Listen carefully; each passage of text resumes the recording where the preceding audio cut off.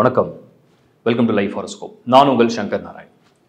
சனி வக்ர பெயர்ச்சி, சாட்டன் வந்து ரெட்ரோகிரேட் ஆகிறாரு. ஆஸ் பர் அஸ்ட்ரானமி பார்த்தீங்கன்னா இது வந்து பின்னாடி நகருதா, சனி வந்து ரெட்ரோகிரேட்னா அது பின்னாடி நகருதா அப்படின்னு கேட்டிங்கன்னா இல்லை.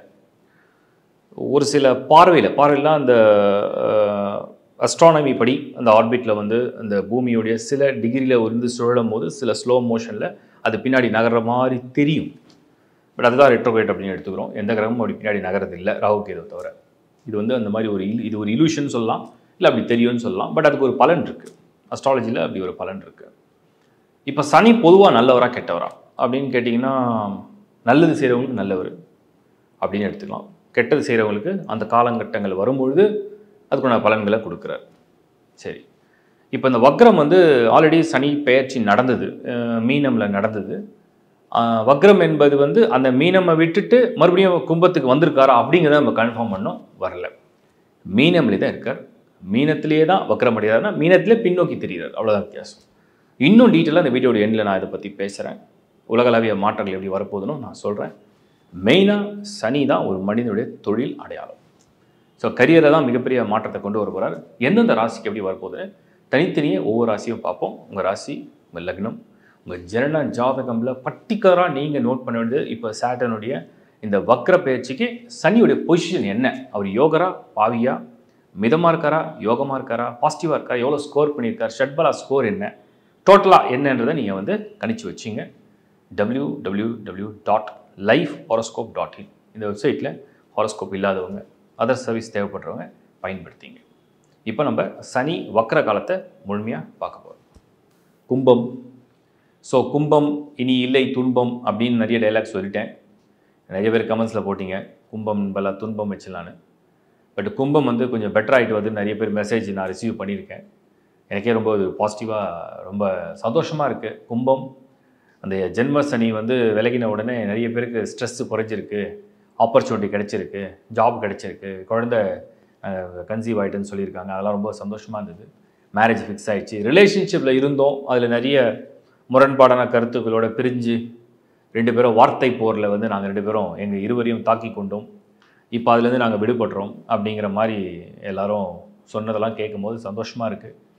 இருந்தாலும் ஒரு சிலர் வந்து ராகு ஃபஸ்ட் ஹவுஸ்லேருந்து நெகட்டிவ் திங்கிங் வருது, கான்ஃபிடென்ஸ் சம்டைம்ஸ் குறையுது, சம்டைம்ஸ் ட்ரை பண்ணி ஒரு 1-2 முறை நடக்கலைன்னா நானே வெறுத்து போகிறேன், நானே விரக்தியாக பேசுகிறேன் அப்படின்ற மாதிரியும் சில பேர் சொன்னதை நான் வந்து கேட்டேன். மொத்தத்தில் பார்க்கும்போது கும்பம் வந்து ஒரு கலந்த மாதிரி நிறைய பேர் நிறைய விதமாக கலந்து ரிசல்ட்ஸை கொடுக்குறீங்க. வக்ர காலம் நெருங்குது.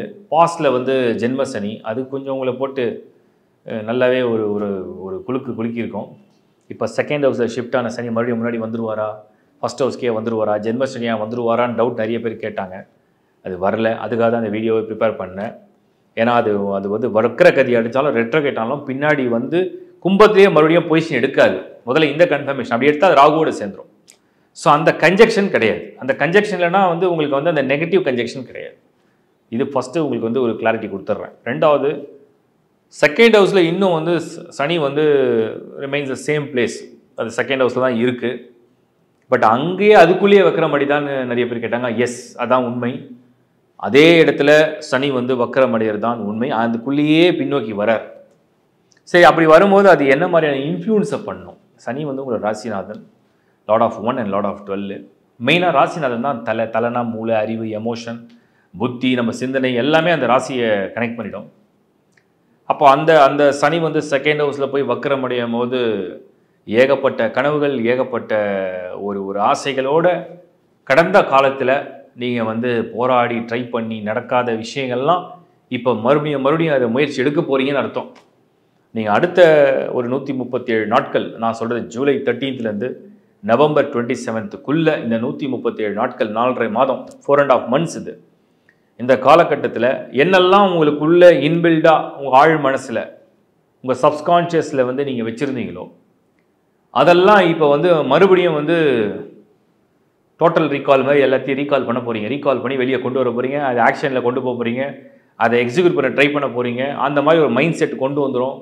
அது in terms of investment, in terms of job, in terms of career, family, commitment, உங்களுடைய லோன்ஸ், நீங்கள் போடுற எஃபர்ட், நீங்கள் செய்கிற முயற்சி, உங்களுடைய விருப்பம், ரிலேஷன்ஷிப், மேரேஜ், இது வரைக்கும் அது ரிசல்ட்டை கொண்டு வரும்.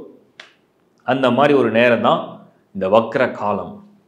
வக்ர காலம் எப்படி இருக்கும்னு கேட்டிங்கன்னா, ஒரு நார்மல் மோடில் டெய்லி நம்ம வாக்கிங் போகிறோன்னு வச்சுப்போம். உதாரணத்துக்கு ஒரு நார்மல் மோடில் வாக்கிங் போவோம், கொஞ்சம் அப்புறம் ஸ்பீடப் பண்ணுவோம், அதுக்கப்புறம் மறுபடியும் ஸ்லோ டவுன் பண்ணுவோம், மறுபடியும் நார்மல் மோடுக்கு வந்துடும். இது வாக்கிங் ஸ்டைல். சடனாக வாக்கிங் வந்து ஒரு ஃபியூ மினிட்ஸில் வந்து அப்படியே ஜாக்கிங் மாதிரி ஸ்டார்ட் பண்ண ரன்னிங்காக மாறினா அப்படி இருக்கு. அதுதான் வக்ர காலம் என்பது. அப்படியே ரன்னிங், அதில்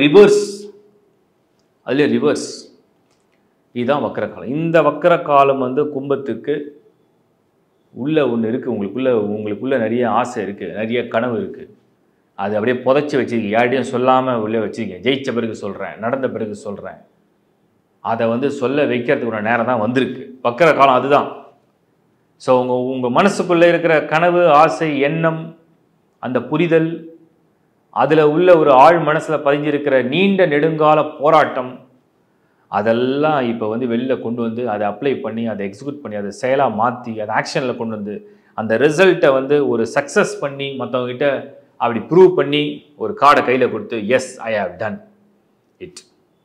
அப்போ எல்லாருடைய கங்க்ராச்சுலேஷன்ஸ்க்கும் நீங்கள் ஆளாக போகிறீங்கன்னு அர்த்தம். அதுதான் வக்ர காலம்.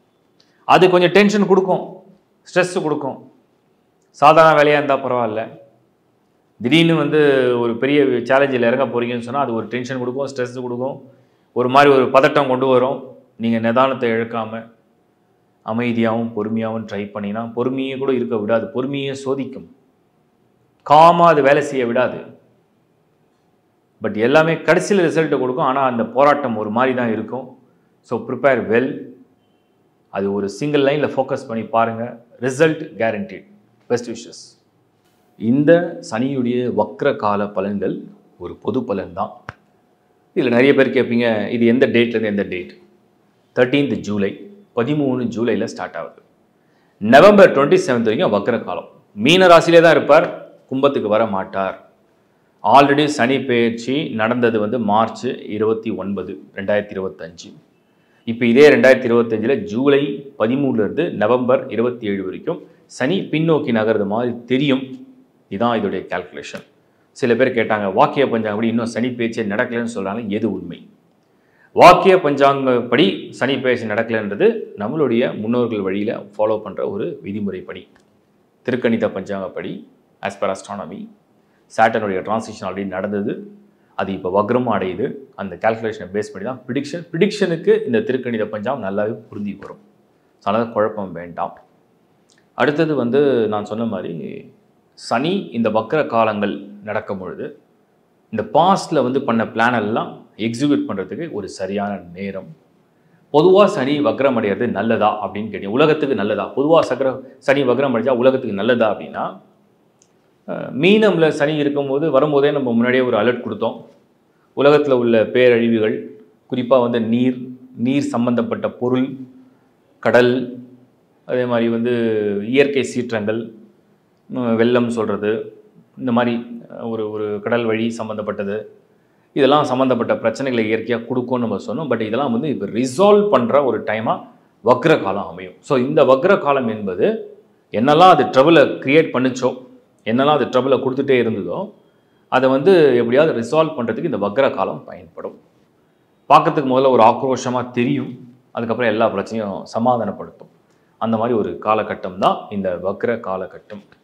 இதை சரியாக புரிஞ்சு பயன்படுத்துங்க. யாருக்கெல்லாம் ஜனன ஜாதகமில் சனி சரியாக இல்லை, சனி வந்து என் சார்ட்லேயே சரியாக வரல, உதாரணத்துக்கு சாட்டர்ன் வந்து 8th ஹவுஸில் இருக்கும், எல்லாருக்கும் 8th ஹவுஸ்னாலும் கெடுக்காது.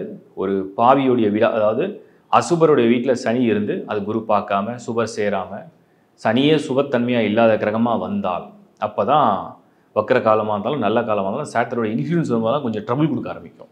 அதை மட்டும் செக் பண்ணிங்க. 8, சம்டைம்ஸ் சில பேருக்கு 2, சம்டைம்ஸ் சில பேருக்கு 4 ஹெல்த்துக்கு. 4ல் சனி தான் ஹெல்த் ப்ராப்ளம் கொடுக்கும், 2னா ஃபேமிலி ட்ரபிள், 8னா மாங்கல்ய ஸ்தானம் குடும்ப பிரச்சனை, 7னா பார்ட்னர்ஷிப்பு, 5னா குழந்தை சம்மந்தப்பட்டது. ஸோ அப்படி 12னா விரயம்னா எங்கே போனாலும் திரும்ப திரும்ப மாறி மாறி போயிட்டே இருக்கிறது. ஸோ இந்த மாதிரி நீங்கள் வந்து அந்த ஹாரோஸ்கோப்பில் சாட்டனுடைய பொசிஷன் என்ன, எவ்வளோ தூரம் ஸ்கோர் பண்ணியிருக்காரு, அசுபர்களோட சேர்ந்துருக்காரா, தனியாக இருக்காரா, பார்வையெல்லாம் நல்லா இருக்கா அப்படின்றத செக் பண்ணிங்க. அந்த செக் பண்ணுறது தான் உங்களுக்கு ஒரு முறையும் www.lifehoroscope.in வெப்சைட்டு உங்களுக்கு ஐடியா கொடுத்துருக்கேன். அண்ட் இதில் வந்து என்னென்னா, நல்ல தேர்ச்சி பெற்ற என்னுடைய ஜூனியர்ஸ் அஸ்ட்ராலஜி வந்து நல்லா ரொம்ப வருஷம் ப்ராக்டிஸ் பண்ணுற என்னுடைய ஜூனியர்ஸும் இருக்காங்க. ஆன்லைனில் சர்வீஸ் எடுக்கிறவங்களுக்கு அவங்களையும் நீங்கள் சரியாக பயன்படுத்திக்கலாம் உங்களுக்கு தேவையான சேவைகளை. தொடர்ந்து பாருங்கள் லைஃப் ஹாரோஸ்கோப் சேனலை. லைக் பண்ணுங்கள், சப்ஸ்கிரைப் பண்ணுங்கள், உங்கள் நண்பர்களோட உறவுகளோட ஷேர் பண்ணுங்கள். மீண்டும் ஒரு முறை உங்கள் நல்ல நிகழ்ச்சியில் சந்திப்போம். Is bye from Shankar Narayan. வணக்கம்.